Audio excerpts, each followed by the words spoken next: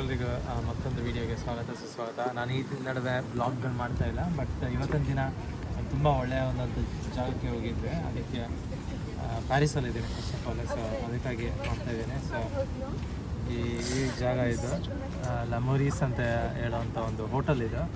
So ಆ ಹೋಟೆಲಲ್ಲಿರೋ ಈ ಮನುಷ್ಯ ಏನಿದ್ದಾನೆ ಸೆಡ್ರಿಕ್ ಗ್ರೋಲೆ ಅಂತ ಹೇಳೋ ಈ ಮನುಷ್ಯ ನಡೆಸ್ತಾರಂಥ ಒಂದು ಪ್ಯಾಟಿಸರಿ ಅಂದರೆ ಈ ಕೇಕ್ ಆ ರೀತಿ ಸಿಹಿ ತಿಂಡಿ ಮಾಡೋವಂಥ ಜಾಗ.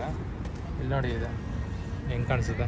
ಇದು ಮಾವಿನ ಹಣ್ಣಿನ ಥರ ಕಾಣಿಸುತ್ತೆ, ಬಟ್ ಒಳಗಡೆ ಬರೀ ಮಾವಿನ ಹಣ್ಣಿಂದ ಮಾಡಿರೋವಂಥ ರಸ ಇದೆ. ಮೇಲ್ಗಡೆ ಏನು ಹಾಕಿದೇನೋ ಗೊತ್ತಿಲ್ಲ, ಬಟ್ ಅದು ಆ ರಸದ ಮೇಲೆ ಏನೋ ಮೇಲ್ಗಡೆ ಹಾಕಿ ಈ ಮಾವಿನ ಹಣ್ಣಿನ ಥರ ಕಾಣಿಸ್ಬೇಕು ಆ ರೀತಿ ಮಾಡಿದ್ದಾನೆ. ತುಂಬಾ ಸೊಗಸಾಗಿರೋಂಥ ಒಂದು ಏನಂತಾರೆ ಆರ್ಟ್ ವರ್ಕ್ ಇದು ಆಲ್ಮೋಸ್ಟ್ ಹೇಳ್ಬೇಕಂದ್ರೆ. ಮತ್ತು ನಾನು ಇನ್ನೊಂದು ರಾಸ್ಬೆರಿ ಅಂತ ಏನು ಕರೀತಾರೆ ಅದರದ್ದು ಕೂಡ ಇದೆ. ಸೊ ಕಾಣಿಸ್ಬೋದು ನಿಮಗೆ. ಇಲ್ಲಿ ನೋಡಿ ಹೆಂಗಿದೆ ಖತರ್ನಾಕಾಗಿ. ಇದರಲ್ಲೂ ಕೂಡ ಅದೇ ಐಡಿಯಾ.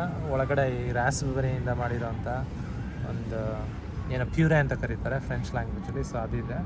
ಮೇಲ್ಗಡೆ ಅವನು ಏನು ಉಪಯೋಗಿಸಿದಾನೋ ಗೊತ್ತಿಲ್ಲ, ಬಟ್ ಈ ರೀತಿ ಸರ್ಫೇಸ್ ಬರೋ ರೀತಿ ಅವನು ಮಾಡಿದ್ದಾನೆ. ನೋಡಿ ಹೆಂಗಿದೆ, ಸಖತ್ತಾಗಿದೆ. ಸೊ ಖಂಡಿತವಾಗ್ಲೂ ನೀವೇನಾದರೂ ಇಲ್ಲಿಗೆ ಬಂದರೆ ಈ ಒಂದು ಜಾಗಕ್ಕೆ ಹೋಗೋದು ಮರಿಬೇಡಿ. ಒಂದಷ್ಟು ಜನ ಕನ್ನಡಿಗರು ಆ್ಯಕ್ಚುಲಿ ಕಾಣಿಸಿದ್ರು ನಾನು ಇಲ್ಲಿ ಪ್ಯಾರಿಸಲ್ಲಿ ಓಡಾಡಬೇಕಾದ್ರೆ. ಸೊ ಸಾಕಷ್ಟು ಜನ ಬರ್ತಾರೆ ಅಂತ ಅನ್ಕೊತೀನಿ. ಸೊ ನೀವೇನಾದರೂ ಬಂದರೆ ಖಂಡಿತವಾಗ್ಲೂ ಈ ಜಾಗಕ್ಕೆ ಹೋಗಿ ಒಂದು ಒಳ್ಳೆಯ ಒಂದು ಸಿಹಿ ಪದಾರ್ಥವನ್ನು ತಿನ್ನಿ ಅಂತ ಹೇಳ್ತಾ ಇಲ್ಲಿಗೆ ಮುಗಿಸೋಕ್ಕೆ ಇಷ್ಟಪಡ್ತೀನಿ. ಧನ್ಯವಾದಗಳು.